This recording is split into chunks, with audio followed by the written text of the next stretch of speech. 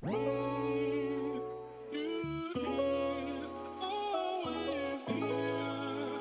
guys, what's going on? Shaw here, and today in this video we're going to take a look at the new Mythic Plus Affix Encrypted. Now I'm extremely excited for this affix for the upcoming season because it just seems like there are a lot of opportunities to make relatively meaningful choices throughout an instance, or you can kind of script it in a way. Now, of course, I don't want to put it up there with Awakened, because Awakened, for all of you M+ veterans out there, remember Awakened probably very highly because there was a lot of meaningful choice week to week, depending on comp, and it typically new strats developed over the season. I'm sure new strats will develop here, especially if they include an AB pattern. But I just want to generally talk about my take on the affix. I want to try to explain it as best I can as well. There, of course, are a ton of Wowhead guys out there and other, players and content creators who have gone over this affix.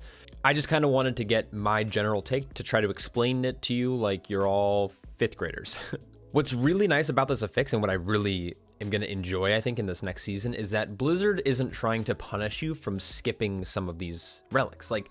While the new affix is here, and it's a pretty substantial buff to either, getting your cooldowns reduced, or getting a haste buff, or getting movement speed, whatever it may be, you're not going to get punished. Like in last season, right, and with Tormented, if you decided not to pull Varuth, you were punished, because on the last boss, that debuff that Varuth applied while you were engaging to him was now going to be active during the last boss fight, which was arguably punishing. So you had to make that choice. Is it worth the time loss to pull him and get the power, and then is the power worth having for X amount of pulls, so we don't have to deal with this on the last boss? And in some cases, I don't think it was ever Varuth, but there were some cases where you wouldn't pull Sagadon, or you wouldn't pull Oros, because the fight was doable with those affixes. But it felt like every week there was a set of tormented mobs you would kill in each dungeon, and it got very bland very, very fast. While it was an okay affix, meaning tormented, it was very lackluster. It got very repetitive and very boring. So it was probably one of the worst affixes, though it wasn't bad. It was the worst affix, I think, for Shadowlands. Prideful was decent.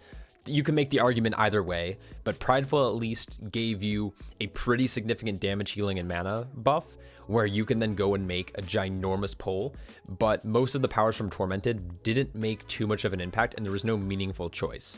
What's going on with this new affix? Now, you'll see 3 relics here floating on screen. I'm going to go over them quickly and try to explain them as best I can. And then I'm going to kind of go into a few different route ideas that I have, kind of preparing for tomorrow. Now, I have done a little bit of testing on PTR. I have played around with these affixes in a handful of the dungeons, but not all of them. Plus, the players I was playing with on PTR are definitely going to be different from the ones I was playing with on live, because PTR, it was sometimes pugs, sometimes a handful of guildies, sometimes we were just 3-manning keys just to kind of mess around with the affix and see what kind of pulls we can do and routing. So I just kind of want to just theory craft. That's essentially what this video is. So if you do happen to enjoy this, please hit that like button and subscribe button. If you don't, I don't care. Just if you like content like this, give my channel a shot. So, all right, let's get into it. All right, so first things first, let's start with this relic that's right in front of us here. This star relic. So this is Vi. Now, how this is going to work is that each of these have different powers. So you have this star relic, which is Vi, you have which is the circle, and then you have Woe, which is, or Woo, maybe, which is the cube. So how this is going to work is depending on, let's just say your group decides we want the Vi buff, which is the star. You will target this first and kill it. Once this star relic is dead, you are free to kill the other 2 relics. You're able to kill and Woe. And then once they're all defeated, the Vi Guardian will spawn. And they have a few mechanics. They're nothing crazy. There's dodgeable beams, dodgeable frontal, dodgeable, or not frontal, but ground slam, and just general tank buster stuff, depending on which relic you kill in which order. Vi is going to have little frontal beams that are going to shoot out from him, and he's going to teleport around. It is a little bit more annoying for range, not that annoying for melee. And once you kill that mob, the guardian of whichever relic you decide to kill, it's then going to give you that buff for a certain amount of seconds. So with the Vi buff, it's going to be 45 seconds of haste. And on top of that, your damaging abilities have a chance to do extra damages cosmic damage. It's very, very small. It's not really worth. You'll never do this orb for that damage, but the haste buff is pretty nice, especially with classes that scale well off of haste, like things like Enhancement Shaman or Boomkin. That's essentially how it's going to work. So Vi is going to give you a little bit of a haste buff. It was really good originally on the PTR, but they nerfed down the value. So a lot of people in general are saying kill the Relic, because the Relic is going to give you cooldown reduction. I'll explain that in a second.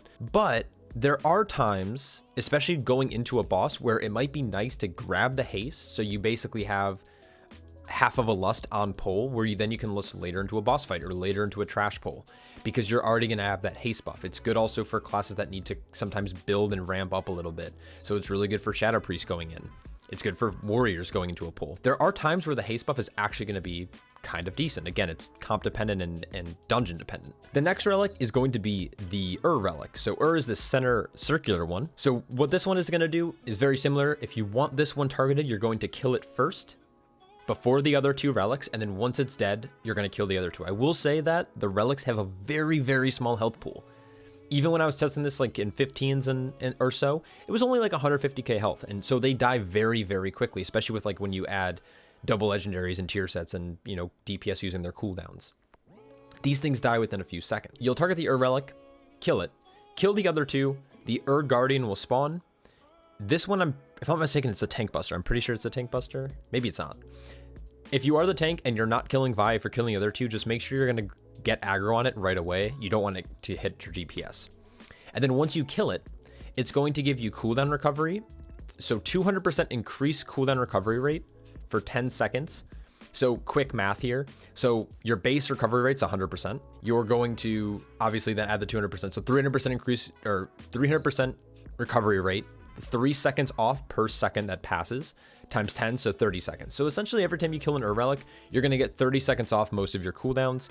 I don't think this, I don't have the whole list of every ability this counts for, but it will affect. So Boomkin's a great example. So like Ravenous Frenzy Boomkin, so Venthyr Boomkins, you're going to get your Ravenous Frenzy off of cooldown as well. So you don't have to worry about like staggering your stuff. Now, obviously like rotational things I don't think are cooldown. I don't think a priest can now just spam Divine Star, but I might be wrong about that. It's just things that are coded as a cooldown and not as a rotational ability. But very, very strong. Will typically pull out ahead of getting the Vi Relic. But again, there are instances where you can get 2 relic groups together. So you can have the haste plus cooldown recovery, which is really, really, really effective. So lastly, we have Woe. It's the cube relic here, this one that's floating around. This relic at first, when I was first like reading about it, theory crafting about it before I did any testing, I was like, oh man, this is going to be shit. No one's ever going to kill it. But there are so many times where I want my group to kill Woe relic. It's actually crazy. It's actually, I feel like just as often as I want my group to kill or Vi. It's very situational. It's going to allow you to do some crazy skipping. What the Woe relic does is it's going to give you increased movement speed by 150%. Mount speed is 100% speed. So you're going faster than a mount. So just think about some dungeons where you have to travel a lot. DOS.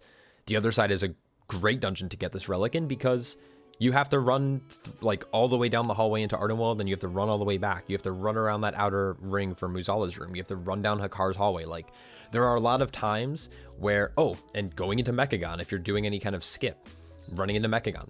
Woe relic is going to be really strong situationally. And it also allows DPS to quickly dodge frontal mechanics or swirls on the ground, stuff like that. It allows casters to have a little bit more uptime because they have to spend less time traveling. Really, really strong. Good for like shadow priests who need just to kind of pre-position before each pull. Now, obviously, like if you're only running a shadow priest and like the rest are like a Windwalker monk sub rogue, like yeah, then you don't need to worry about getting the relic. But all I'm trying to say is that there's going to be times that it's useful. It also gives your group a 15% DR, and it also conceals you while you're not in combat. So if you kill this relic, you kill the pull, and you still have 30 seconds up to the buff, you're in stealth for 30 seconds. So you have basically a 30-second shroud. So you can do some pretty cool shroud skips. It's great for, you know, players who aren't running a rogue who want to use their potions for damage, like on boss fights or with lust or on your big cooldowns, like a Boomkin, for example, wants to use a potion during their incarnation or their celestial alignment. So they're allowed to do this now. Well, Boomkin was a bad example because they have stealth naturally, but basically you don't have to like save and sit on your pot if you're going to be doing an invis skip, like in Halls of Atonement. After first boss, you kill first boss, then you typically shroud up or invis pot up to echelon. You no longer have to do that because you can get this. Well, in this case you might, but It's really good for those kind of strats. One thing I forgot to mention about the Relic is that it also gives you healing and mana back, which is really beneficial over that 10-second buff. So you get cooldown reduction, but you also get health 10% every second for 10 seconds. So basically your full health pool, and same with mana. So if your healer zoom, kill this Relic, healer's back to full. Your group suffering from Grievous, kill this Relic, boom, everyone will eventually be topped off. Really strong situationally. So I hope that broke it down. So again, just one last time to recap, you need to kill the Relic first, which one you want. So if your group picks which is the circle, you kill circle. Once it's dead, the other two are typically being cleaved down already, but you can kill off the other two. Guardian spawns. Once Guardian spawns, you kill it, and then you get buff. If that doesn't make sense, I don't know how to explain it any easier than that. Like, honestly, if someone can explain it easier in the comments below, that would be awesome. Now, one thing I want to mention, you can see that these mobs here are glowing, right? So these mobs are glowing because while the relics are active, they're gaining a small buff. So right now they're gaining increased movement speed and they're gaining increased haste. So when you're going into a pull, tanks mostly, you need to be a little bit careful because their auto attacks will come out quicker. So you want to make sure you're going into these pulls a little bit more cautious than you would normally. Now, of course, it's not going to be the biggest deal. They're going to hit a little faster, you know, put up your shield block, put up your shield of the righteous, put up, you know, go in and get a couple thrashes out, use bark skin, whatever, right? So just go in with caution. Just know that they are buffed. And that's why they're glowing, and that's why they'll have multiple buffs. If you're tracking that kind of stuff on your UI and you see multiple buffs, it's because it's coming from the relics until they die. All right, so let's quickly jump over to we're gonna jump over into Mythic dungeon tools to take a look at some of the routing. And I wanna talk about a couple pulls and how they would work regarding some of the relics. And it's theory crafting. This isn't like verified best route for the season. I'm sure people who are out there who are way smarter than me will figure out some meta stuff, and it's of course gonna come down to comp. But let's jump over there and take a quick look at how this is gonna play out. All right, so here we are in the other side. This is the very start of the dungeon. You are going to be starting up here all the way at the top of the screen. White is probably not the best color to use. Let's use like a bright green.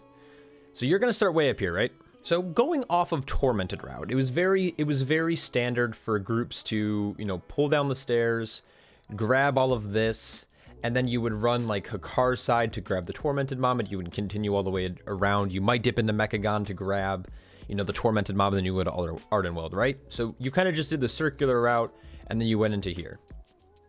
Now, there were groups, obviously, if you pay attention to like the high-end meta, that would actually slow fall shroud skip here and then go up and then lust this very first pull to get lust on cooldown. There was obviously a lot of different strategies revolved around that, but we're not going to talk about that stuff here. We're going to just talk about how the relics are going to work in general. So let's just say your first pull is going to be this very standard first pull. You're going to have relics in here.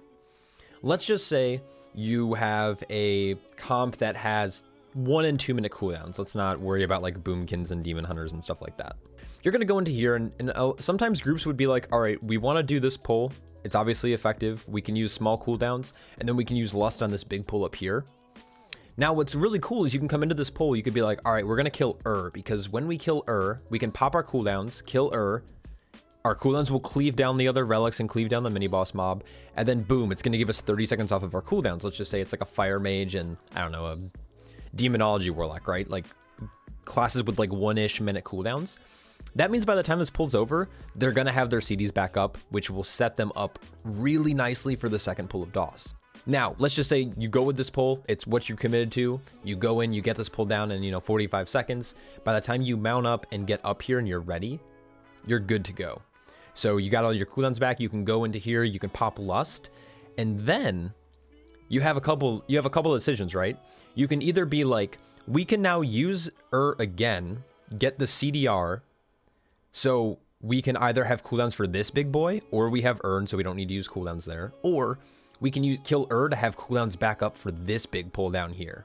So let's just add a second pull. So you would pull all of this together again, blow your CDs. You can even get again and then go into this pull with CDs up. So kind of cool, right? But now you can see why seems to be like it's a very popular choice. Though, if you come back to the second pull here, this green pull on the left-hand side in front of a car's wing, instead of killing you can kill Woe. And the reason for this is because it removes the need to mount up, which doesn't sound like a lot, but it's a pretty big time save, right? Like a mount is, first off, it's 100% increased movement speed, not 150, so it's slower. Plus you have the 1.5 seconds of mounting up, plus mounting, when you're mounted, like rogues and stuff, they can't trick shot you, so you have to demount anyways as a tank player. So you can kill Woe, you don't have to mount up, you also get the damage reduction, which is perfect for this Enraged Spirit, especially on high fortified week. So you're able to pull this guy into here if you want to.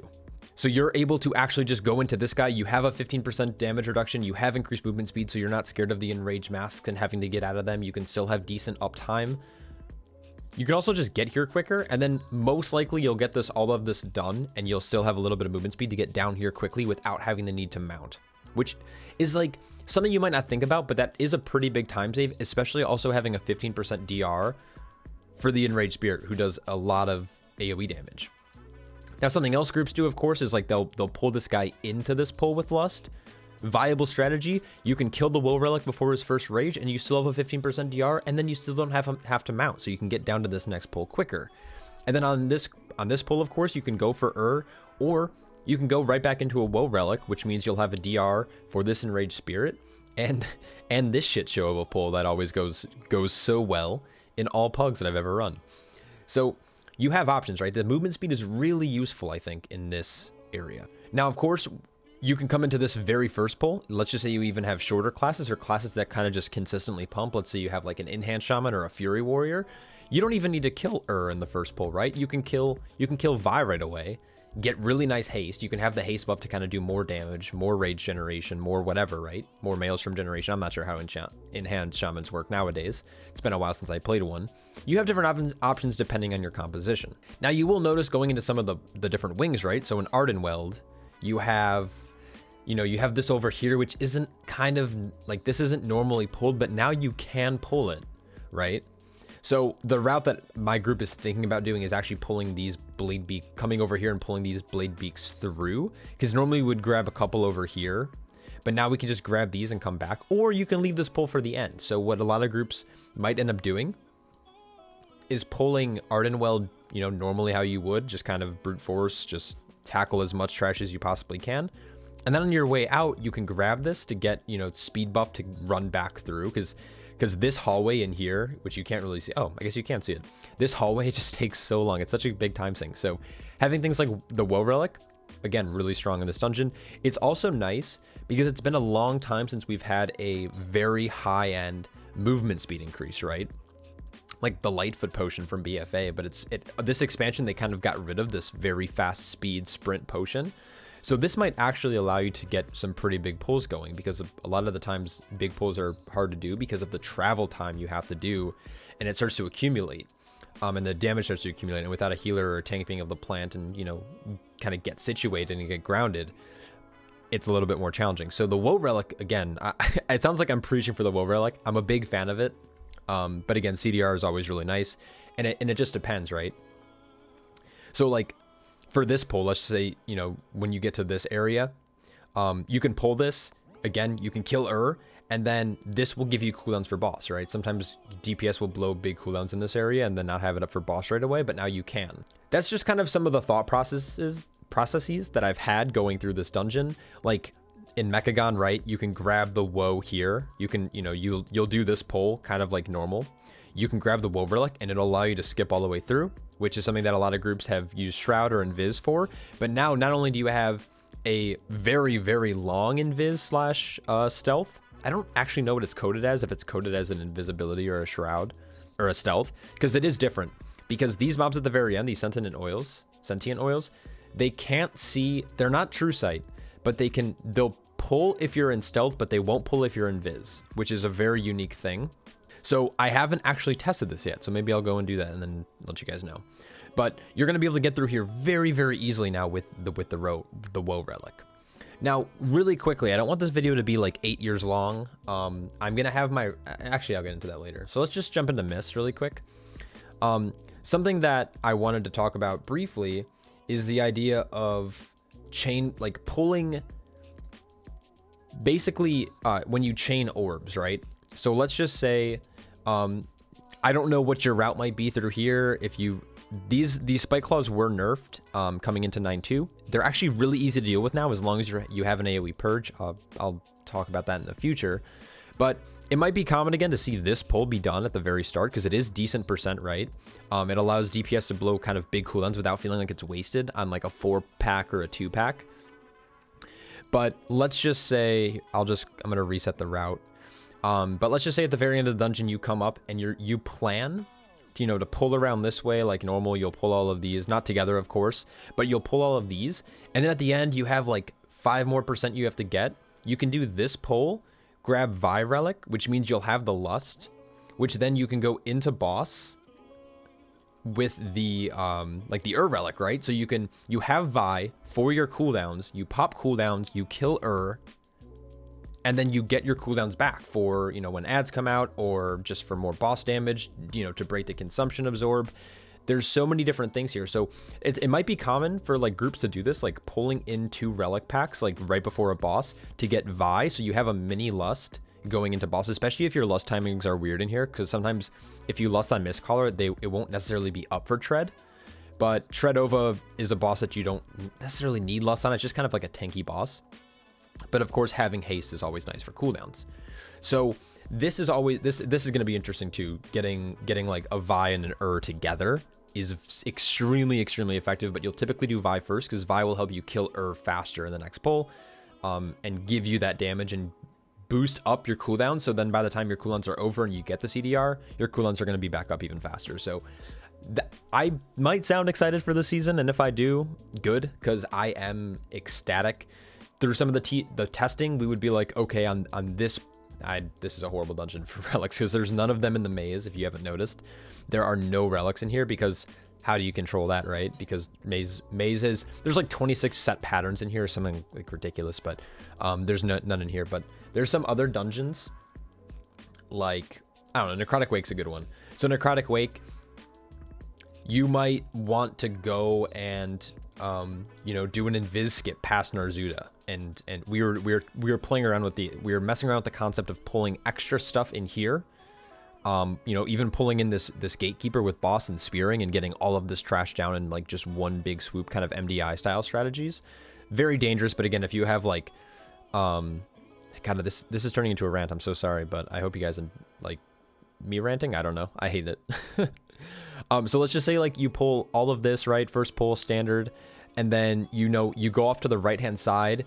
You can grab like Woe, or you can grab for CDR, and then you can go massive pull here. Actually, you might grab Vi. I don't even know what you'd grab here. I think you would not grab Vi because Vi teleports around, which could get messy with the patrols. But you can grab Vi, and then all of this you can pull onto boss with spear plus chicken buff, robot buff.